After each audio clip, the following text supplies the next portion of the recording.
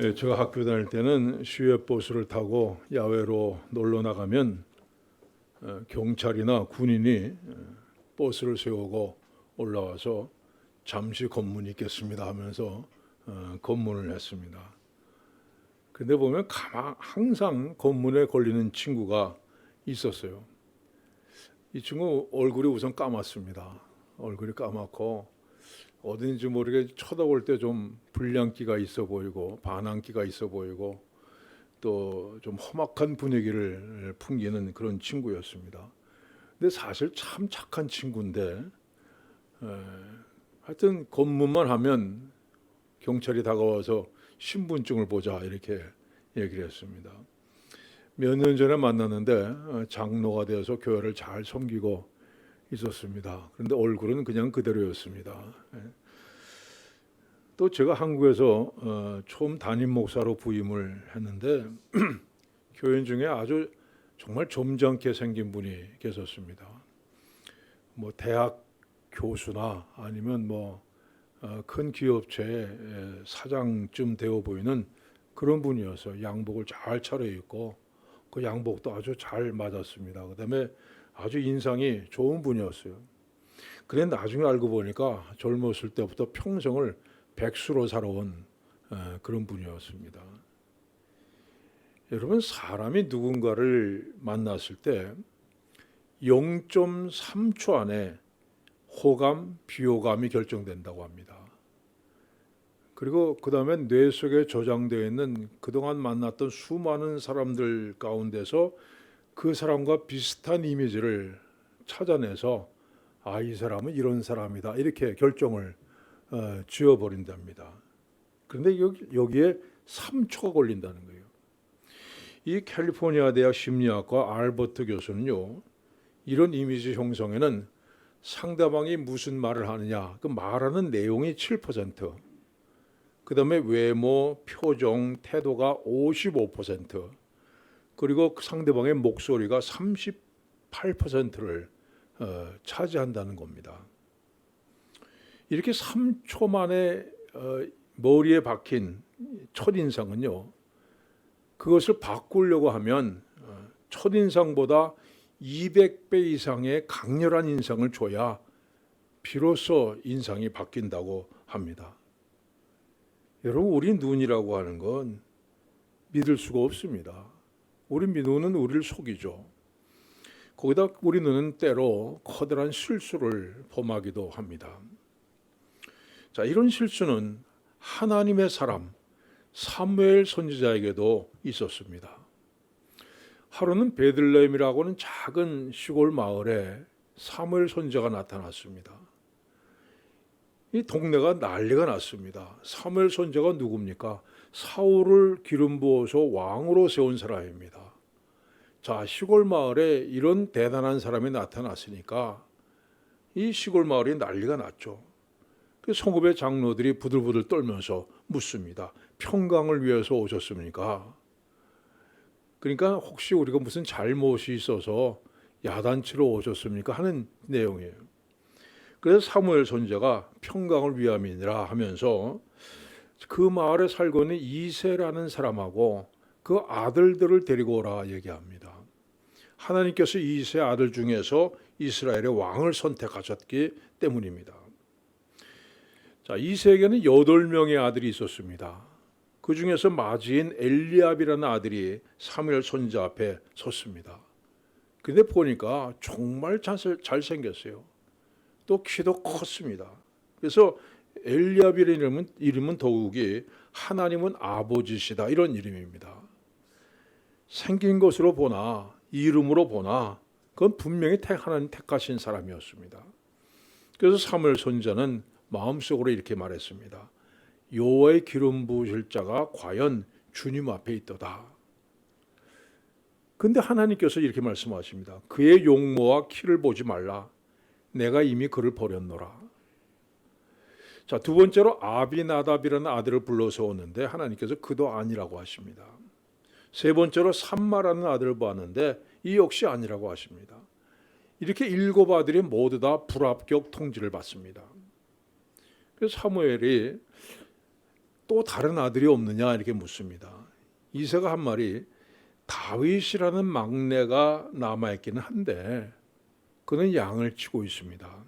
이 막내라고 하는 히브리 단어는요, 작다, 어리다 이런 뜻도 있지만요, 중요하지 않다, 하찮다 이런 의미도 가지고 있습니다. 또 그의 눈이 붉고 그의 빛이 붉고 눈이 빼어나고 얼굴이 아름답더라 했습니다. 한마디로 아직 소년티를 벗지 못한 어린아이라는 겁니다.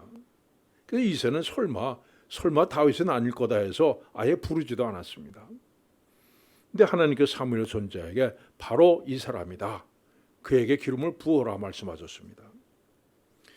자, 하나님께서 큰 아들, 잘생긴 아들들 다 제쳐놓고 가장 어린 다윗을 왕으로 세우시고 택하신 이유가 뭡니까?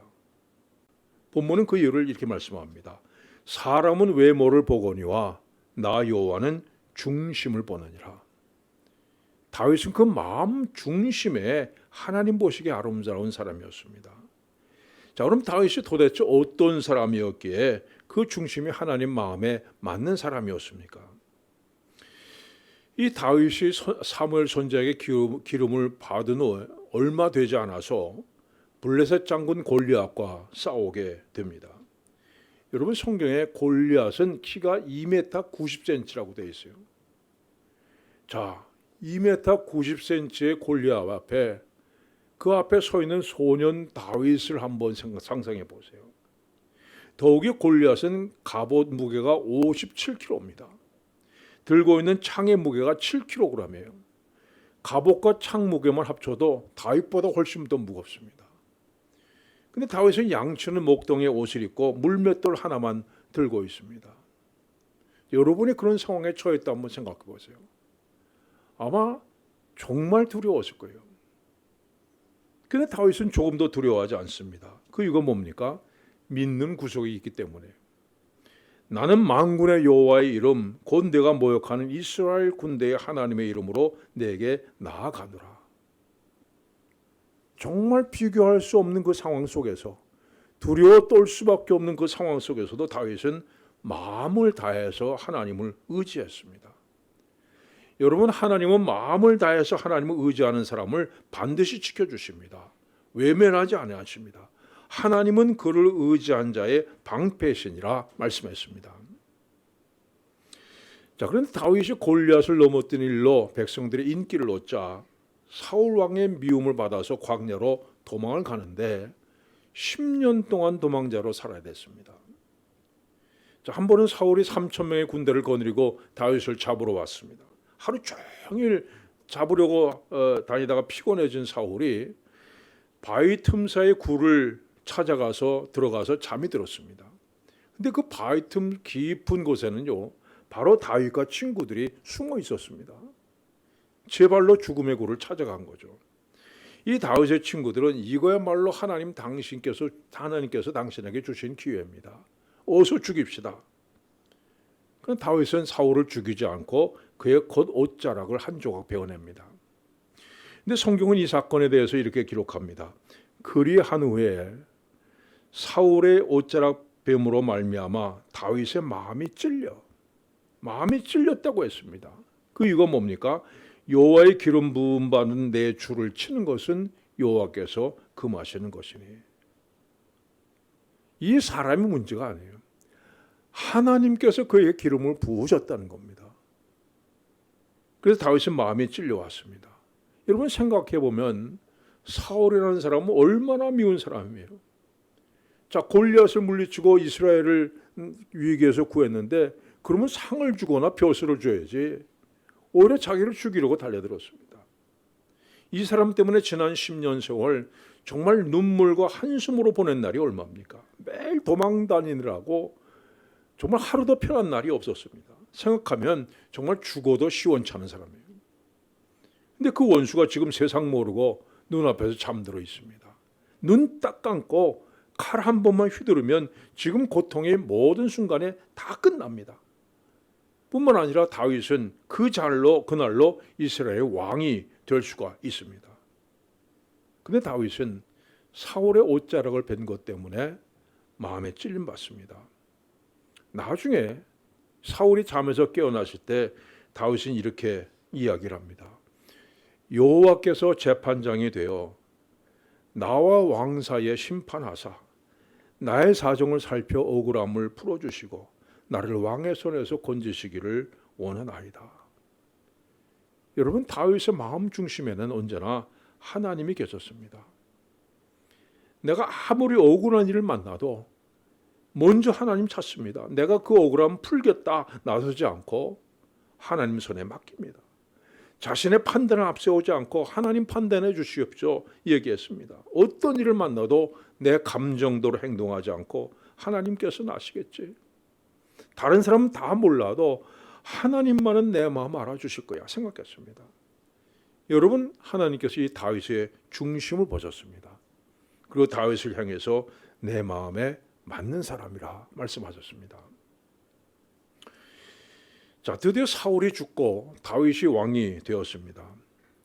이건 정권이 승계된 게 아니라 정권이 교체된 겁니다. 여러분, 이런 경우에는요, 먼저 왕권을 잡았던 그 왕의 일가를 다 몰살시키는 것이 당시의 관례였습니다. 근데 다윗은 이렇게 말합니다. 사울의 집에 아직도 남은 사람이 없느냐? 내가 그 사람에게 하나님의 은총을 베풀고자 하노라. 자기가 은총을 베푼다고 얘기하지 않습니다. 하나님의 은총을 베푼다 이 얘기합니다. 결국 다윗은 로드발이라는 곳에 숨어있던 사울의 손자 무비보셋을 찾아냅니다. 이 로드발이라는 지명은요, 풀이 없다는 뜻이에요. 그러니까 무비보셋은요, 풀이 하나도 없는 광야에 거기 숨어 살고 있었답니다. 더욱이 그는 어렸을 때 유모가 땅에 떨어뜨린 바람에 두 다리를 못 쓰는 장애인이었습니다. 그러니까 무비보셋은 철망 가운데 정말 광야를 도망다니면서 죽지 못해서 겨우 살아가던 그런 사람입니다. 그런데 다윗은 그에게 이렇게 얘기합니다. 너는 항상 내 상에서 먹을지니라.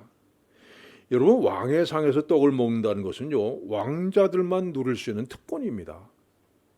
다윗은 자기를 그렇게 미워했던 사울의 손자 무비보셋을 왕자로 대주었습니다. 여러분, 다윗은 내가 사울과 전쟁에서 이겨서 내가 왕이 됐다 이렇게 생각하지 않습니다. 전쟁은 여호와께 속한 것인죠.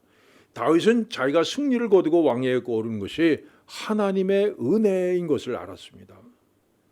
그래서 다윗은 이렇게 찬양합니다.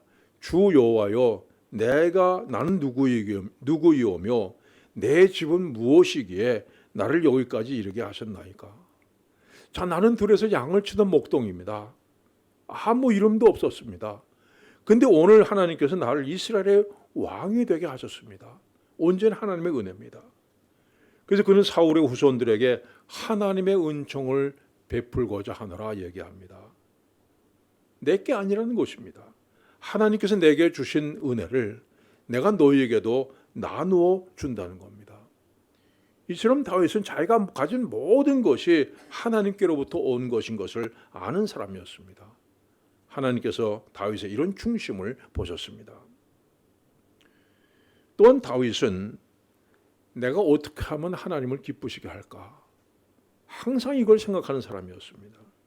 이 다윗이 왕이 된 후에 가장 먼저 한 일이 있는데 하나님의 언약궤를 찾아서 보관하는 일이었습니다. 이 언약궤가 지난 70년 동안 아비나답이라는 사람이 개인적으로 보관하고 있었습니다. 그 다윗은 이 언약궤를 찾기 위해서 3만 명의 사람을 보냈습니다. 자, 드디어 언약궤가 도착하는 것을 본 다윗이 그 앞에 나가서 춤을 추기 시작합니다. 성경은 다윗이 여호와 앞에서 힘을 다하여 춤을 추는데 했습니다. 얼마나 열심히 정말 춤을 추었든지 옷이 다 벗겨져서 속살이 드러날 정도였습니다. 그의 아내 미갈이 왕이 채신머리 없이 그러냐 이렇게 판단하자 핀잔을 하자 다윗이 이렇게 대답합니다. 내가 여호와 앞에서 뛰놀리라. 자, 내가 이스라엘 왕이라는 사실을 잊어버렸습니다. 그의 눈에 오직 하나님만 보였습니다. 자, 저렇게 언약궤가 돌아오는 것을 보고 계시는 하나님께서는 얼마나 기뻐하실까? 자, 내가 하나님을 기쁘시게 하는 이 일을 할 수 있었다. 얼마나 감격스럽다. 참을 수 없는 감사와 감격이 그로 하여금 있는 힘을 다해서 춤을 추게 만들었습니다. 하나님께서 이 다윗의 중심을 보신 겁니다. 약속하셨습니다. 내 집과 내 나라가 내 앞에서 영원히 보존되고 내 왕위가 영원히 견고하리라. 자, 또한 다윗은 왕이 된 후에 전쟁터에 나갈 때마다 먼저 하나님께 묻습니다. 다윗이 여호와께 여쭈 아뢰되 내가 유다 한 성읍으로 올라가리이까? 다윗이 여호와께 여쭈어 이르되 내가 블레셋 사람에게로 올라가리이까? 무엇을 하는지 하나님 앞에 먼저 묻고 하나님의 승낙을 받은 후에 행동합니다. 그 결과를 성경은 이렇게 기록합니다. 다윗이 어디로 가든지 여호와께서 이기게 하시니라. 뿐만 아니라 다윗은 죄를 지었을 때도 그 마음 중심에 하나님이 계셨습니다. 다윗이 자신의 부하 우리아를 죽이고 그 아내를 빼앗았을 때 나단 선지자가 책망합니다.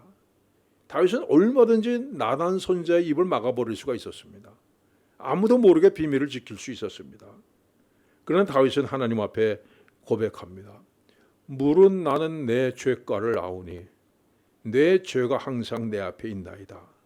하나님이여, 내 속에 정한 영을 창조하시고 내 안에 정직한 영을 새롭게 하소서. 나를 주 앞에서 쫓아내지 마시며 주의 성령을 내게서 거두지 마소서. 간절히 눈물로 회개합니다.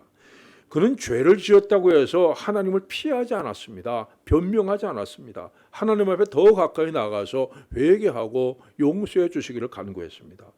여러분, 그 결과가 뭡니까?